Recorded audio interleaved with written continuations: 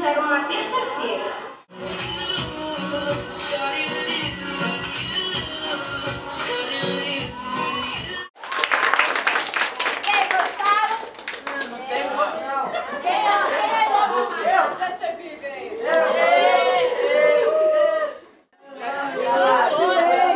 Olha só, num todo o comportamento de vocês foi muito legal. Isso mostra pra gente que vocês gostaram. E que, assim, se acontecer novamente, eu espero que aconteça, que a participação vai ser muito maior, porque tem gente que precisa ver o resultado, né? E aí, vendo esse resultado aqui, vendo como se dedicar, né? E aí vocês estão dando todo apoio, como fica legal fazer um trabalho desse. Então já tem aqui para o próximo. Agradecer de novo a presença, né, do projeto Se Elimina na Escola. É a gente saber o quanto é importante essa questão da oportunidade. Né? O que a gente precisa, o que vocês precisam é oportunidade.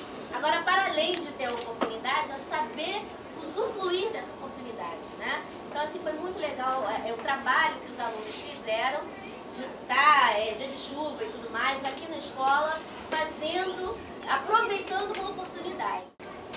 E que quando não se faz escola sem aluno, sem professor. Quando vocês querem, quando vocês se envolvem, dá nisso aqui, ó. Né?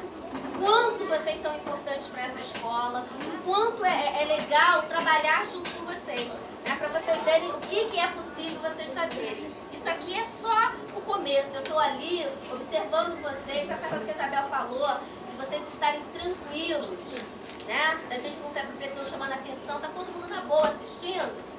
E aí eu já estou ali pensando o que a gente pode aproveitar daqui para fazer o ano que vem, para fazer coisas muito legais com vocês, e vocês são capazes de fazer coisas muito legais. E esse é o grande barato, né?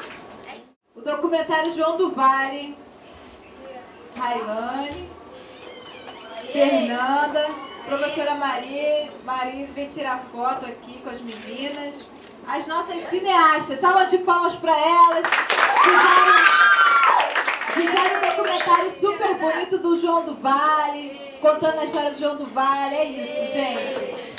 Calma, ainda tem mais. A colega tinha que ser o melhor. Menino! Peraí, gente, que eu quero fazer uma foto com vocês.